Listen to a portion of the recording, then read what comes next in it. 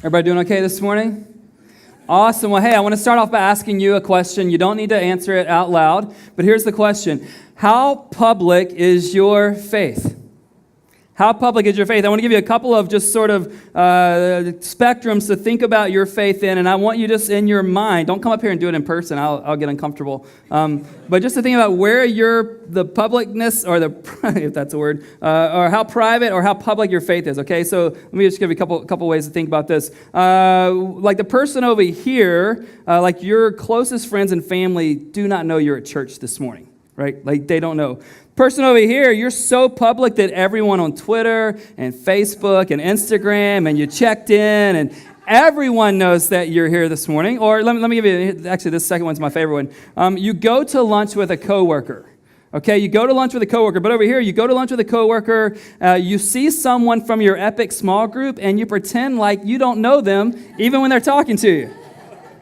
Or over here, you're so public with your faith that you pause for the 8-minute silent prayer before you have lunch with a coworker.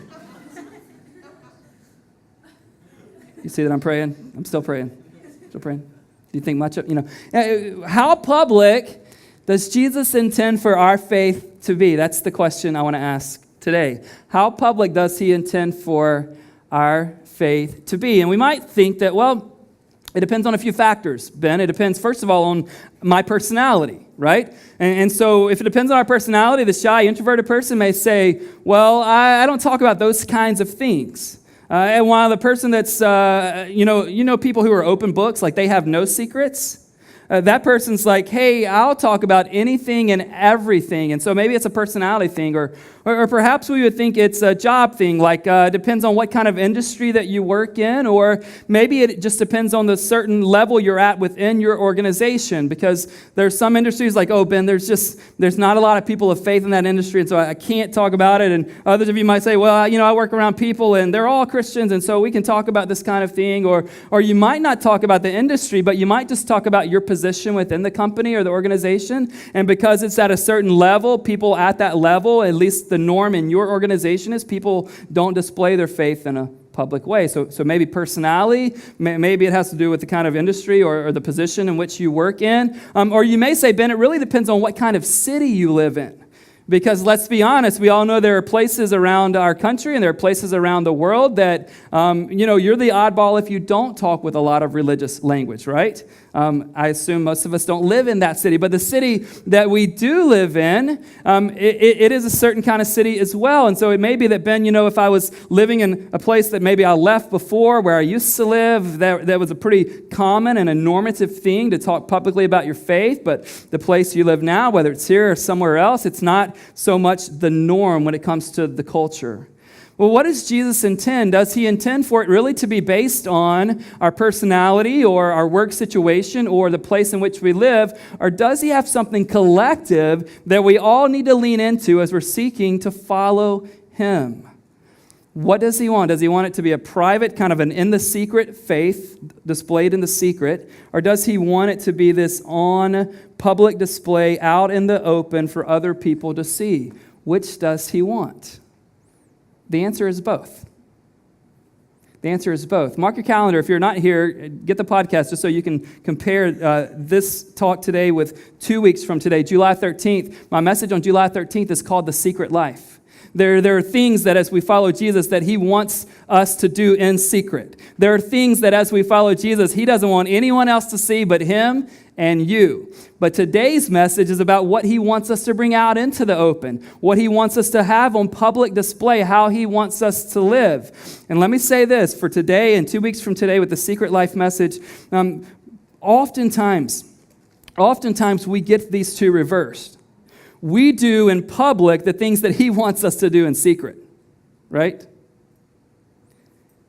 And yet we keep things a secret that he wants us to bring out into public display.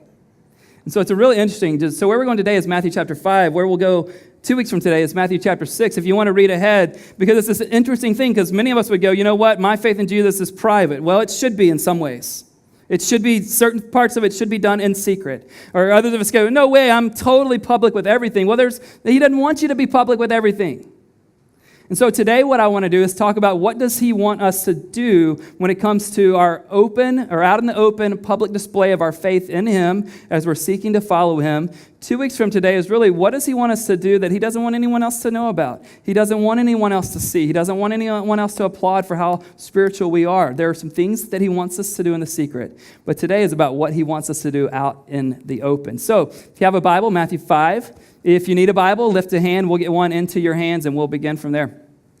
Page 525 in the Bibles that we use here at Epic that are being passed out. Keep your hands up, and our volunteers will make sure that you have one of those. But how public is your faith? How public is my faith? Is it too public? Is it too private? And is there something that's, it's really not about your personality or my personality. It's not even about the place in which we live. It's not necessarily about the kind of work that we do or where we work specifically. But there's a way in which, if we're going to follow Jesus, there's a way in which he wants some things to be out in the open on public display. So would you stand with me as we read Matthew 5, verses 13 through 16?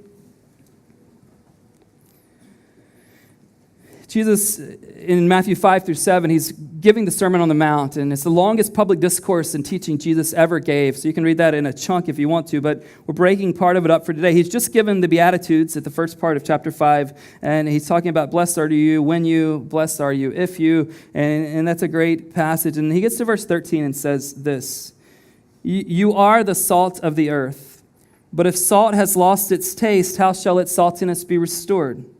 It is no longer good for anything except to be thrown out and trampled under people's feet. You are the light of the world. A city set on a hill cannot be hidden. Nor do people light a lamp and put it under a basket, but on a stand, and it gives light to all in the house.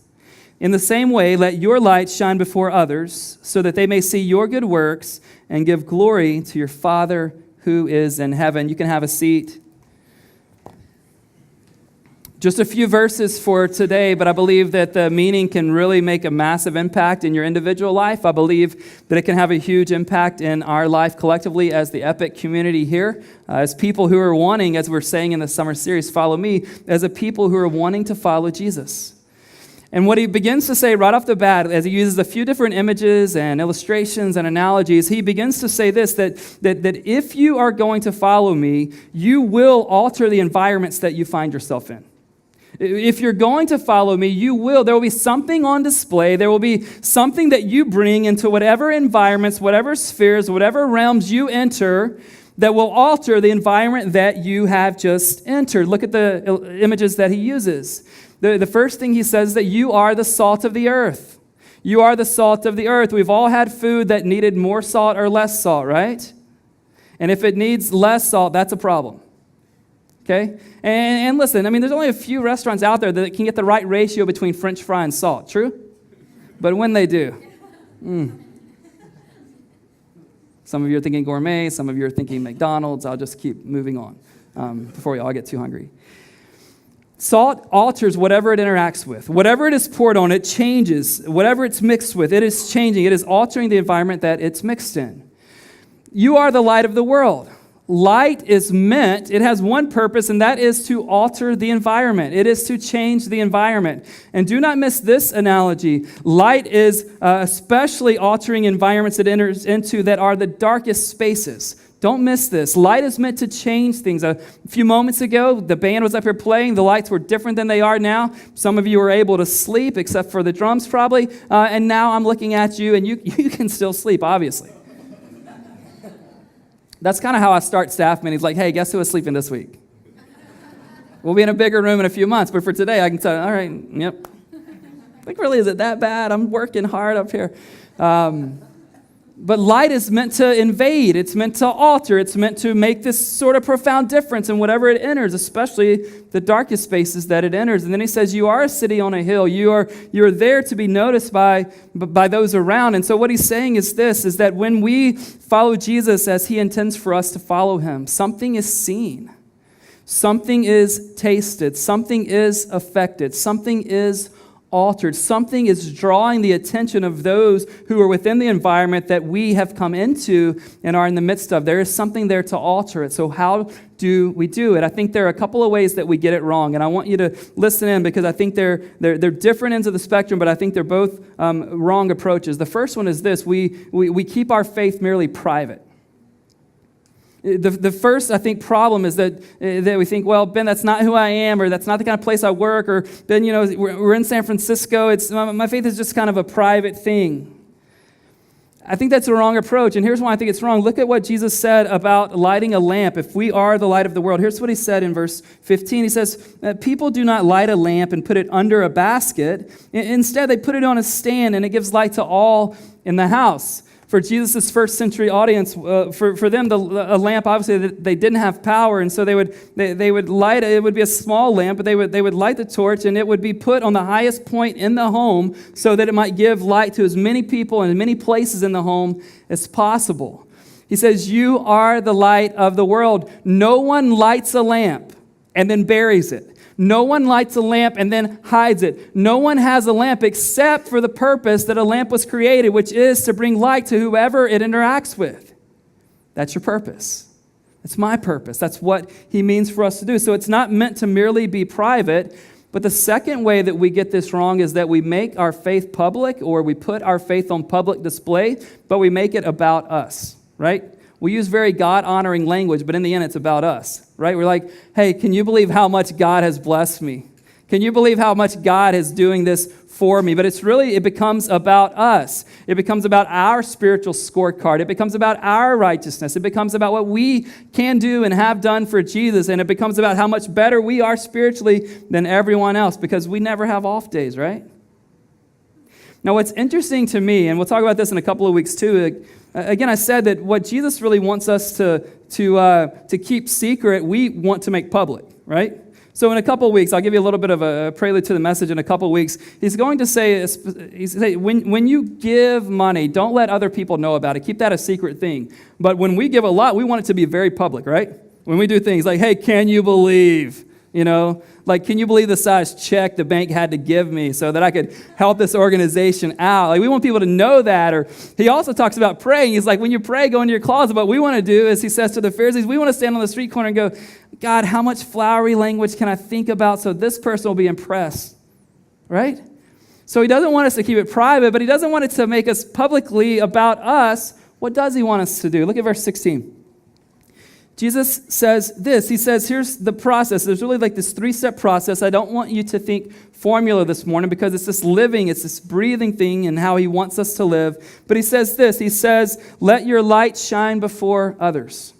Let your light shine before others. Let others observe what God is up to in your life. Let your light shine before others. Then he says, so that they may see your good works. So that they may see your good works. Paul says to the Ephesian church in Ephesians 2:10, he says, for we are God's workmanship, created in Christ Jesus to do good works which he prepared in advance for us to do. Which means this: before your parents conceived you, but before they were even alive, before you certainly had the DNA that you've been wired with, God had things he wanted you to do. God had works he created you to do, and I hope that you're in the flow of doing those things he created you to do. Remember, again, we don't do good works so that we can attain some identity. We receive identity from Jesus, and our works flow out of that, but they should flow out of that. He's created us to do good things. So he says, let your light shine. He says, so that other people may see your good works. And you would think if our light is shining and if we're doing good works, this would allow others in the environments we enter to draw conclusions about us, right? But that isn't what he says. What does he say? I want you to let your light shine so that others may see your good works, not so they draw conclusions about you, but so they draw conclusions about God. So the obvious question for me and for you that probably won't feel too great, and so we'll move on quickly, but what kind of conclusions are people around us drawing about God from our lives? I'll never forget once I got into college and was trying to pick my faith back up and had not really done great at that or done it at all, much of high school. And I'll never forget, there was a guy named Huey, and how could you ever forget a guy named Huey? But I remember seeing him in college, and we were at this like Christian ministry thing, and he comes up to me and he's like, Ben, I didn't know you were a Christian. I'm like, yeah, I am. And he asked me this question, which is a great question, but hit me hard. He said, were you one in high school? I'm like, yeah, sort of. I don't know. It's like, and it's just one of these things like, what kinds of conclusions about God, if any, are people drawing from our lives? And again, it's not about being the megaphone guy or girl. Please. Again, if you pick the megaphone up on a street corner in San Francisco, wear the other church's shirt, okay? Like, you've never been here. We don't know you. I'll get an email about that, and that's okay. Actually, I said that I'll get an email about it so you won't actually write the email. But he wants us to have this on display, out in the open way that we declare our faith, way that we show what God has done. Now, the pressure should come off because he's not asking us to create the light. He's not asking us to come up with a compound for salt. He's just asking us to be who he says we are. You see what Jesus is saying? He doesn't say, if you're a good neighbor, you will become the salt of the earth. He doesn't say, if you will change your world and care about the least of these, then you'll become the light of the world. What does he say? You are. You are. So if you're in this room, and many of us are trying to figure this out, but if we're saying, hey, I am trying to follow Jesus, I am serious about wanting to follow Jesus, if we have been handed that identity from him, then he says this to us, you are.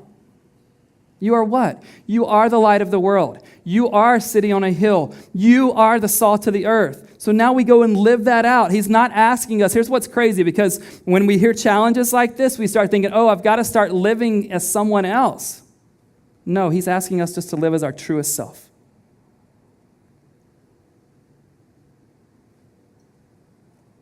He's asking us to live out of our truest identity. So hear this. If you're a follower of Jesus, even if, listen, you're like me and you go, oh, Ben, I feel a little bit guilty. I've not really been a great light. I understand. But hear this from his mouth, not mine. He's saying, you're the light of the world. You are the salt of the earth. You are a city on a hill, so just go be who you are. Feels foreign to us because we've been living out of a false identity. And he's just saying, like, live in who you are. Live and be who I've called you to be. So remember, living out our faith in Jesus was never intended to remain a private thing. Living out our faith in Jesus was never intended to remain private. And at the same time, living out our faith in Jesus was never intended to draw attention or glory to us. It was intended to draw attention and glory to God. So how do we do this? If we are a city on a hill, if we are the light of the world, if we are the salt of the earth, and anybody else like, I don't always feel like these things, Ben. Well, just keep trusting your feelings and everything will be awesome. No, please don't. Preach in the choir. This is who we are. But how do we live this out? I really think it comes down to what we've incorporated as our vision here at Epic, which is this. Our vision as a church is to see an increasing number of people in San Francisco orient their entire lives around Jesus.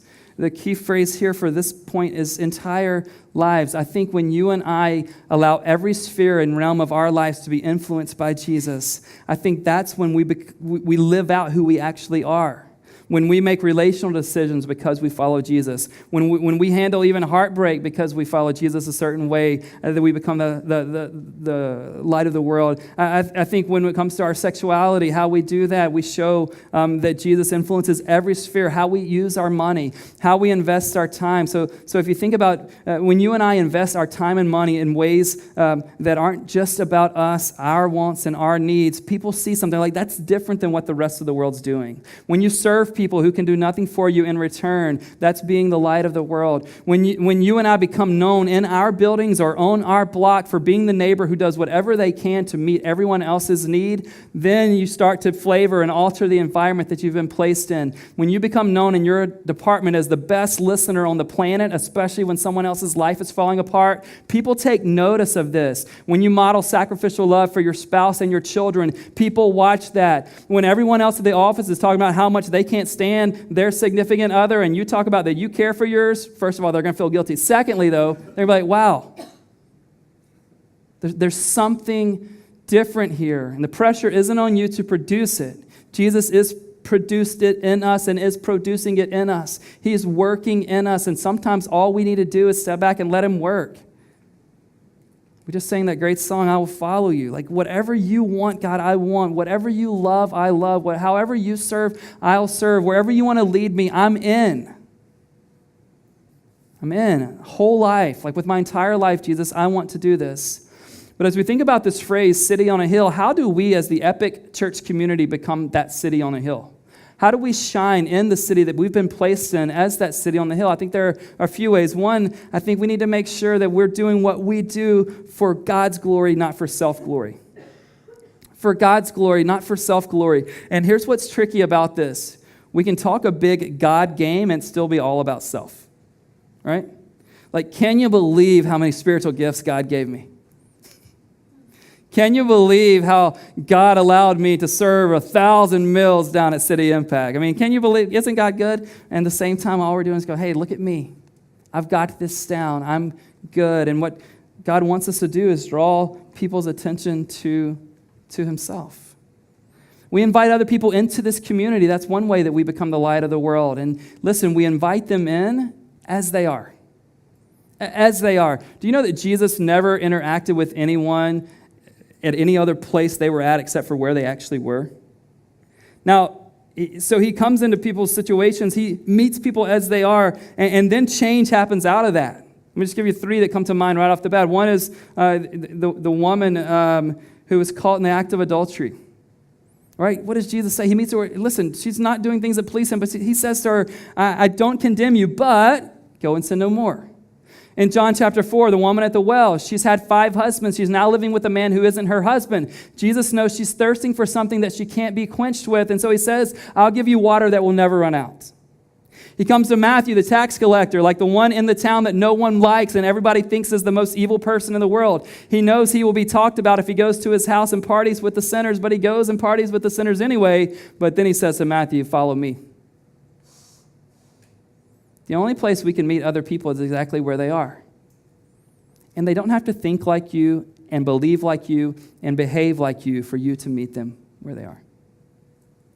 Another way we do this, I think, is that as we've tried to do, at least develop partnerships with churches and ministries and organizations that are actually helping us maximize the light into the world that we can shine. That's a huge piece of this.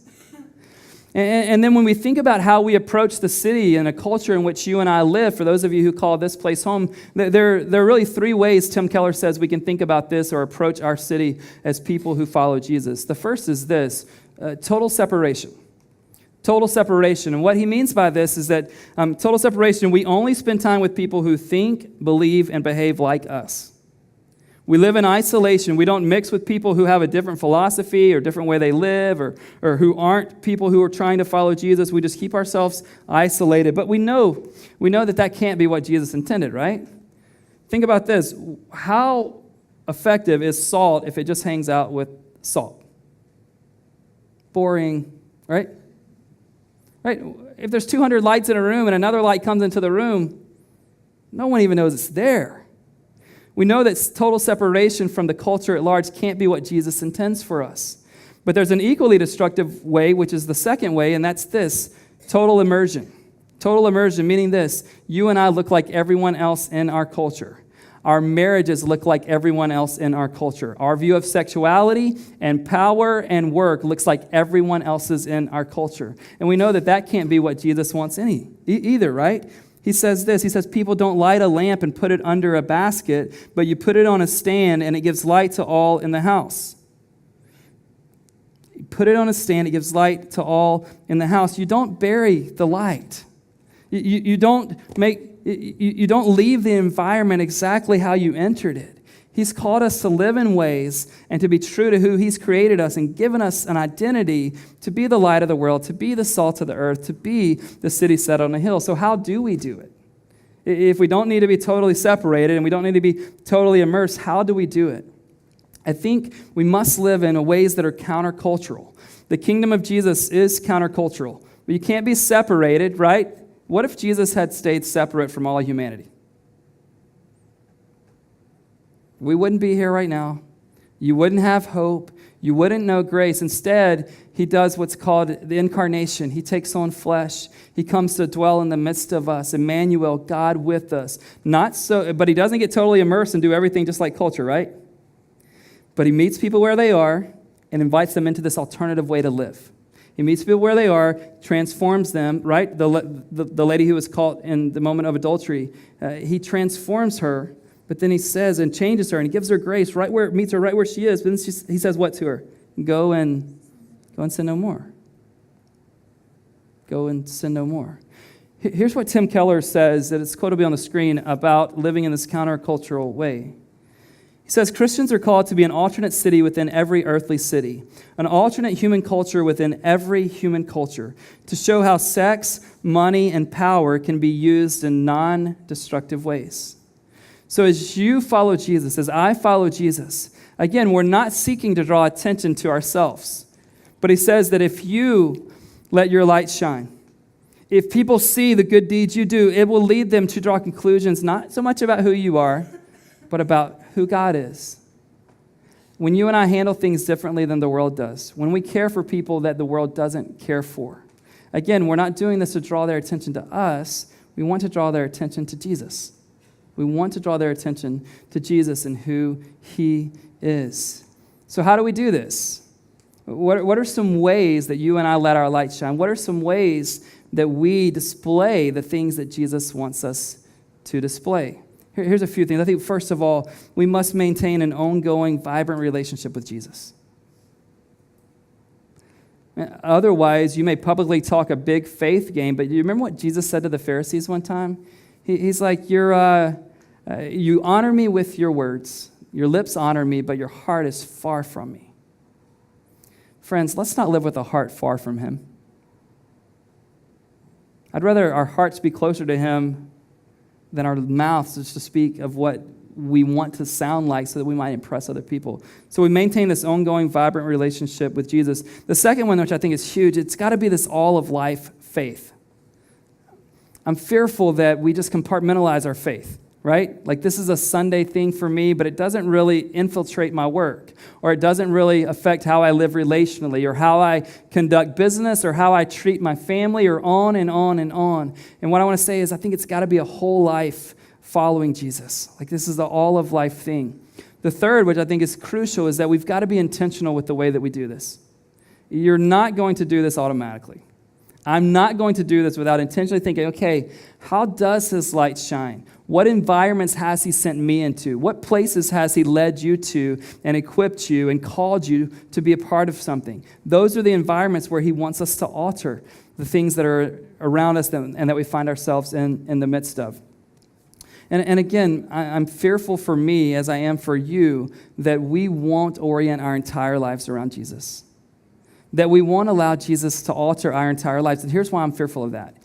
If you and I don't allow Jesus to alter our entire lives, then I don't know how we will alter the environments that he sends us into. The question I want to end with is this, though. Who is this for? Who is this for? Look at verse 15. When Jesus was given this story, he says, people don't light a lamp and put it under a basket. Instead, they put it on a stand, and it gives light to who? It gives light to all in the house. It gives light to all in the house. What I want to make sure we understand here this morning is that God is a global God. And the reason that he calls his people the light of the world is because he wants us literally to be a light to the entire world. That he cares deeply about the 6 to 7 billion. Anybody have an updated population right now? Come on, this will save another email. Like, Ben, it's not 6.4. Somewhere between 6 and 7 billion people, and he cares deeply for every one of them. He is a global God. It says here that it gives light to all in the house. But while God is a global God, when it comes to you and I living out our faith, sometimes when we just think about God loves the whole world, that is so true, but it's still abstract if we're going to apply it in our lives, right? Like, if I just said to you today, hey, I want you to go out, and in the next 24 hours, I want you to go light the whole world. Let's leave the abstraction. Let's just speak specifically for your world. What environments, the Bible's clear that God sends us into environments to do good works that he prepared long ago for us to do. What environment has he sent you into? Here's some ways, just some simple ways to think about this. Where do you live? Get as specific as possible. The 6th floor of such and such building. Who are your neighbors there? Or in your neighborhood, if you're not in a building, who are your neighbors? That's an environment. That's the most obvious environment that God has sent each of us into. Secondly, who are the people that work around you? Who are the people that you interact with socially? Who are the people you live with, work with, play with? What environments has God sent you into? And I want you just this morning to apply this, be real specific. What is something you can do this week to be the salt of the earth in the environment he sent you into? How can you be the light of the world? How can you live in such a way and respond in such a way and love in such a way that people begin to draw conclusions, not so much about you, though that's great, but they begin to draw conclusions about who God is.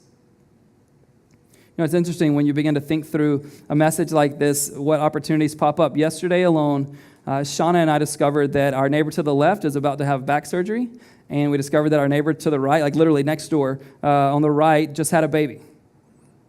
And so for us, okay, Ben, how are we going to do this? How are we going to care? How are we going to make a difference? How are we going to let our light shine? This is right at our doorstep. And as we think about this as a church moving forward, guys, how are we going to continue to live for the good of our city in such a way that they're affected? And not that they think much about Epic, though whatever, but that they begin to see what we're doing as a church, the good works we're doing, and they begin to go, you know what? Wow, something outside of those individuals has transformed them in such a way that they would care for us. And all of a sudden, attention is gotten. People begin to notice. And if you're following Jesus and you're not affecting or you're not flavoring or you're not altering the environments that you're in, let's start doing that tomorrow. Better yet, let's start doing that today. Let's be the kind of people who don't live to gain an identity, but because of the identity Jesus has given us. Let's be the kind of people who live in the places he sent us to in a way that other people are drawn to our Father who is in heaven. Would you pray with me?